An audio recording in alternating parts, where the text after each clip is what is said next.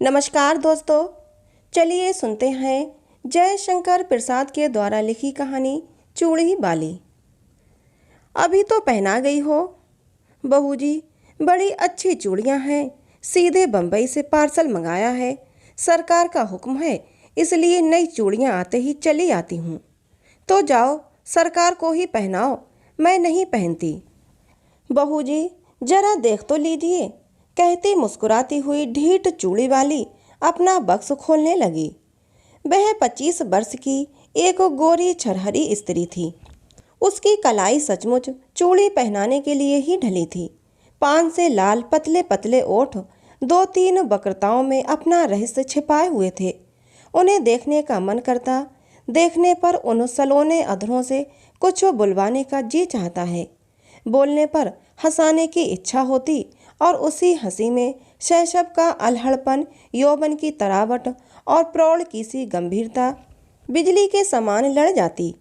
बहू जी को उसकी हंसी बहुत बुरी लगती, पर जब वो पंजों में अच्छी चूड़ी चढ़ाकर संकट में फंसाकर हंसते हुए कहती, एक पान मिले बिना ये चूड़ी नहीं चढ़ती, तब बहू जी को क्रोध के साथ हंसी आ जाती और उसकी तरल हंसी की तरी लेने में तन्मय हो जाती थीं।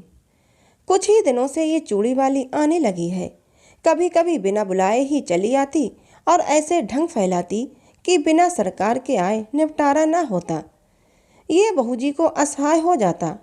आज उसको चूड़ी फंसाते देख बहू जी झल्लाकर बोली, आजकल दुकान पर ग्राहक कम आते हैं क्या? चूड़ी वाली बोली, बहू जी, आजकल खरीदने की धुन में हूँ, बेचती हूँ कम। इतना कहकर कई दर्जन चूड़ियाँ बाहर सजा दी। स्लीपरों के शब्द सुनाई पड़े। बहू जी ने कपड़े संभाले, पर वो ढीठ चूड़ी वाली बालिकाओं के समान सिर टेढ़ा करके, ये जर्मनी की है, ये फ्रांसीसी है, ये जापानी है, कहती जाती थी। सरकार पीछे खड़े मुस्कुरा रहे थे। क्या रोज नई चूड़ियाँ पहनाने के लिए इन्हें हुक्म मिला है? बहू जी ने गर्व से पूछा। सरकार ने कहा, पहनो तो बुरा क्या है? बुरा तो कुछ नहीं, चूड़ी चढ़ाते हुए कलाई दुखती होगी। चूड़ी वाली ने सिर नीचे किए कनखियों से देखते हुए कहा। एक लहर सी लाली आंखों की ओर से कपोलों को तर करती हुई दौड़ जाती थी। सरकार ने देखा, एक लालसा भरी युवती व्यंग कर रही है, तो हृदय में हलचल मच गई। घबराकर बोले, ऐसा है तो ना पहने, भगवान करें रोज पहने। चूड़ी वाली आशीर्वाद देने के गंभीर स्वर में प्रौढ़ के समान बोली। अच्छा, तुम अभी जाओ। सरकार और चूड़ी वाली दोनों की ओर देखते हुए बहू जी ने झुंझलाकर कहा, तो क्या मैं लौट जाऊं? आप तो कहती थी ना कि सरकार को ही पहनाओ, तो जरा उनसे पहनने के लिए कह दीजिए। निकल मेरे यहाँ से, कहते हुए बहू जी की आंखें तिलमिला उठीं। सरकार धीरे से निकल गए। अपराधी के समान सर नीचा किए चूड़ी वाली अपनी चूड़ियां बटोर कर उठी। हृदय की धड़कन में अपनी रहस्यपूर्ण निश्वास छोड़ती हुई चली गई। चूड़ी वाली का नाम था बिलासिनी। वह नगर की एक प्रसिद्ध नर्तकी की कन्या थी। उसके रूप और संगीत कला की सुख्याति थी। वैभव भी कम न था। विलास और प्रमोद का पर्याप्त संभार मिलने पर भी उसे संतोष न था। हृदय में कोई अभाव खटकता था। वास्तव में उसकी मनोवृत्ति उसके व्यवसाय के प्रतिकूल थी। कुलवधू बनने की अभिलाषा हृदय में और दाम्पत्य सुख का स्वर्गीय स्वप्न उसकी आंखों में समाया हुआ था। स्वच्छंद प्रणय का व्यापार अरुचिकर हो गया था, परंतु समाज उससे हिंस्र पशु के समान सशंक था। उससे आश्रय मिलना असंभव जानकर बिलासिनी ने छल के द्वार वही सुख लेना चाहा। यह उसकी सरल आवश्यकता थी, क्योंकि अपने व्यवसाय में उसका प्रेम क्रय करने के लिए बहुत से लोग आते थे। पर बिलासिनी अपना हृदय खोलकर किसी से प्रेम न कर सकती थी। उन्हीं दिनों सरकार के रूप, यौवन और चारित्र ने उसे प्रलोभन दिया। नगर के समीप बाबू विजय कृष्ण की अपनी जमींदारी में बड़ी सुंदर अट्टालिका थी। वहीं रहते थे। उनके अनुचर और प्रजा उन्हें सरकार कहकर पुकारती थी। बिलासिनी की आंखें विजय कृष्ण पर पड़ गईं। अपना चिर संचित मनोरथ पूर्ण करने के लिए वो कुछ दिनों के लिए चूड़ी वाली बन गई थी। सरकार चूड़ी वाली को जानते हुए भी अनजान बने रहे। अमीरी का एक कौतुक था, एक खिलवाड़ समझकर उसके आने जाने में बाधा न देते। विलासिनी के कलापूर्ण सौंदर्य ने जो कुछ प्रभाव उनके मन पर डाला था, उसके लिए उनके सुरुचिपूर्ण मन ने अच्छा बहाना खोज लिया था। वे सोचते, बहू जी का कुल वधू जनोचित सौंदर्य और वैभव की मर्यादा देखकर चूड़ी वाली स्वयं पराजय स्वीकार कर लेगी और अपना निष्फल प्रयत्न छोड़ देगी। तब तक यह एक अच्छा मनोविनोद चल रहा है। चूड़ी वाली अपने कौतूहलपूर्ण कौशल में सफल न हो सकी थी, परंतु बहू जी के आज के दुर्व्यवहार ने प्रतिक्रिया उत्पन्न कर दी और चोट खाकर उसने सरकार को घायल कर दिया। अब सरकार प्रकाश रूप से उसके यहाँ आने जाने लगे। बिलास रजनी का प्रभात भी चूड़ी वाली के उपवन में कटता। कुल मर्यादा, लोकलाज और जमींदारी सब एक ओर और चूड़ी वाली अकेले। दालान में कुर्सियों पर सरकार और चूड़ी वाली बैठकर रात्रि जागरण का खेद मिटा रहे थे। पास ही अनार का वृक्ष था, उसमें फूल खिले थे। एक बहुत ही छोटी काली चिड़िया उन फूलों में चोंच डालकर मकरंद पान करती और कुछ केसर खाती, फिर हृदय विमोहक कल नाद करती हुई उड़ जाती। सरकार बड़ी देर से कौतुक देख रहे थे। बोले, इसे पकड़कर पालतू बनाया जाए तो कैसा? ये फूल सूंगी है, पिंजरे में जी नहीं सकती। उसे फूलों का प्रदेश ही जिला सकता है, स्वर्ण पिंजर नहीं। उसे खाने के लिए फूलों की केसर का चारा और पीने के लिए मकरंद मदिरा कौन जुटाएगा?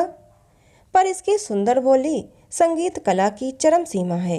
बीड़ा में भी कोई कोई मीड़ ऐसी निकलती होगी, इसे अवश्य पकड़ना चाहिए।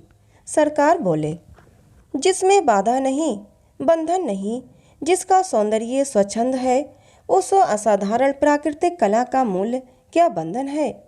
कुर्ची के द्वारा वो कलंकित भले ही हो जाए, परंतु पुरस्कृत नहीं हो सकती। उसे आप पिंजरे में बंद करके पुरस्कार देंगे या दंड? कहते हुए उसने विजय की एक व्यंग भरी मुस्कान छोड़ी।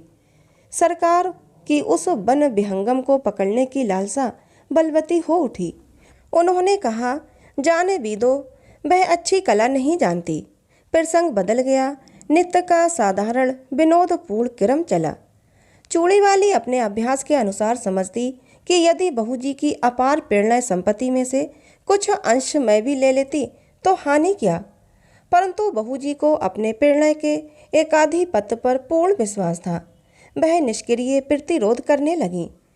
राजक्षमा के भयानक आक्रमण से वो घुलने लगी और सरकार वन विहंगिनी बिलासिनी को स्वायत्त करने में दत्तचित्त हुए।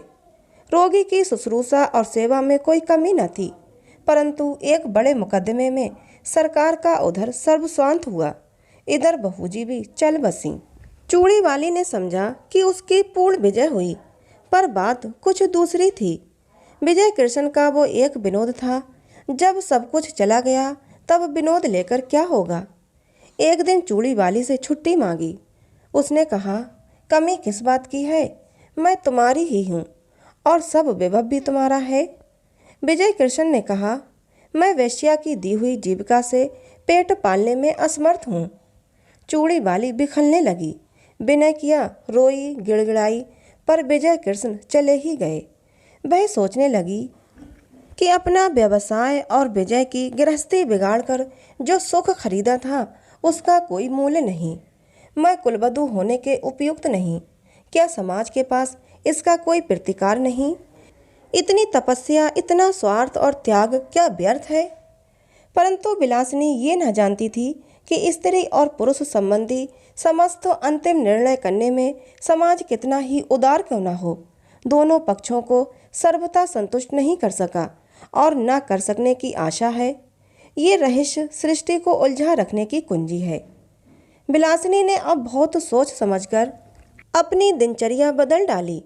सरकार से मिली हुई जो कुछ संपत्ति थी उसे बेचकर पास ही के एक गांव में खेती करने के लिए भूमि लेकर आदर्श हिंदू गृहस्थ की सी तपस्या करने में अपना बिखरा हुआ मन उसने लगा दिया। उसके कच्चे मकान के पास एक विशाल बट वृक्ष और निर्मल जल का सरोवर था। वहीं बैठकर चूड़ी वाली ने पथिकों की सेवा करने का संकल्प किया। थोड़े ही दिनों में अच्छी खेती होने लगी और अन्न से उसका घर भरा रहने लगा। भिखारियों को अन्न देकर उन्हें खिला देने में उसे अकथनीय सुख मिलता। धीरे धीरे दिन ढलने लगा। चूड़ी वाली को सहेली बनाने के लिए यौवन का तीसरा पहर करुणा और शांति को पकड़ लाया। उस पथ से चलने वाले पथिकों को दूर से किसी कला कुशल कंठ की तान सुनाई पड़ती। अब लो नसानी, अब ना नसै हो। बट वृक्ष के नीचे एक अनाथ बालक नंदू को चना और गुड़ की दुकान चूड़ी वाली ने करा दी है। जिन पथिकों के पास पैसे न होते उनका मूल्य वो स्वयं देकर नंदू की दुकान में घाटा न होने देती और पथिक भी विश्राम किए बिना उस तालाब से न जाता। कुछ ही दिनों में चूड़ी वाली का तालाब विख्यात हो गया। संध्या हो चली थी। पखेरुओं का बसेरे की ओर लौटने का कोलाहल मचा और बट वृक्ष में चहल पहल हो गई। चूड़ी वाली चरनी के पास खड़ी बैलों को देख रही थी। दालान में दीपक जल रहा था। अंधकार उसके घर और मन में बड़जोरी घुस रहा था। कोताहल शून्य जीवन में भी चूड़ी वाली को शांति मिली, ऐसा विश्वास नहीं होता था। पास ही उसकी पिंडलियों से सिर रगड़ता हुआ कलुआ दुम हिला रहा था। सुखिया उसके लिए घर में से कुछ खाने को ले आई थी, पर कलुआ उधर न देखकर अपनी स्वामिनी से स्नेह जता रहा था। चूड़ी वाली ने हंसते हुए कहा, चल तेरा दुलार हो चुका, जा खा ले। चूड़ी वाली ने मन में सोचा, कंगाल मनुष्य स्नेह के लिए क्यों भीख मांगता है। वो स्वयं नहीं करता, नहीं तो तृण विरुद्ध तथा पशु पक्षी भी तो स्नेह करने के लिए प्रस्तुत हैं। इतने में नंदू ने आकर कहा, माँ, एक बटोही बहुत थका हुआ अभी आया है। भूख के मारे वो जैसे शिथिल हो गया है। तूने क्यों नहीं दे दिया? लेता भी नहीं, कहता है तू बड़ा गरीब लड़का है, तुझसे ना लूँगा। चूड़ी वाली बट वृक्ष की ओर चल पड़ी। अंधेरा हो गया था। पथिक जड़ का सहारा लेकर लेटा था। चूड़ी वाली ने हाथ जोड़कर कहा, महाराज, आप कुछ भोजन कीजिए। तुम कौन हो? पहले की एक वेश्या। छी, मुझे पड़े रहने दो। मैं नहीं चाहता कि तुम मुझसे बोलो भी, क्योंकि तुम्हारा व्यवसाय कितने ही सुखी घरों को उजाड़कर शमशान बना देता है। महाराज, हम लोग तो कला के व्यवसायी हैं। यह अपराध कला का मूल्य लगाने वालों की कुरुचि और कुत्सित इच्छा का है। संसार में बहुत से निर्लज्ज स्वार्थपूर्ण व्यवसाय चलते हैं, फिर इसी पर इतना क्रोध क्यों? पथिक बोला, क्योंकि वो उन सबों में अधम और निकृष्ट है। परंतु वेश्या का व्यवसाय करके भी मैंने एक ही व्यक्ति से प्रेम किया था। मैं और धर्म नहीं जानती, पर अपने सरकार से जो कुछ मुझे मिला उसे मैं लोक सेवा में लगाती हूँ। मेरे तालाब पर कोई भूखा नहीं रहने पाता। मेरी जीविका चाहे जो रही हो, मेरे अतिथि धर्म में बाधा न दीजिए। पथिक एक बार ही उठकर बैठ गया और आंख गड़ाकर अंधेरे में देखने लगा। सहसा बोल उठा, चूड़ी वाली। चूड़ी वाली चौंक कर बोली, कौन सरकार? हाँ, तुमने शोक हर लिया। मेरे अपराधजनक तमाम त्याग में पुण्य का भी भाग था, ये मैं नहीं जानता था। सरकार, मैंने गृहस्थ कुल वधू होने के लिए कठोर तपस्या की है। इन 4 वर्षों में मुझे विश्वास हो गया है कि कुल वधू होने में जो महत्व है वो सेवा का है, ना कि विलास का। सेवा ही नहीं चूड़ी वाली, उसमें विलास का अनंत यौवन है, क्योंकि केवल स्त्री पुरुष के शारीरिक बंधन में वो पर्यवसित नहीं है। बाध्य साधनों के विकृत हो जाने तक ही उसकी सीमा नहीं। गारहस्थ्य जीवन उसके लिए प्रचुर उपकरण प्रस्तुत करता है, इसलिए वो प्रिय भी है और श्रेय भी है। मुझे विश्वास है कि तुम अब सफल हो जाओगी। मेरी सफलता आपकी कृपा पर है। विश्वास है कि अब इतने निर्दय न होंगे। कहते कहते चूड़ी वाली ने सरकार के पैर पकड़ लिए। सरकार ने उसके हाथ पकड़ लिए। तो दोस्तों, ये कहानी थी जयशंकर प्रसाद की, जिसका नाम था चूड़ी वाली। कहानी आपको कैसी लगी कमेंट करके ज़रूर बताना। अच्छी लगी हो तो प्लीज़ इसे एक लाइक और चैनल को सब्सक्राइब जरूर कर लेना। मिलते हैं अगली किसी नई कहानी में।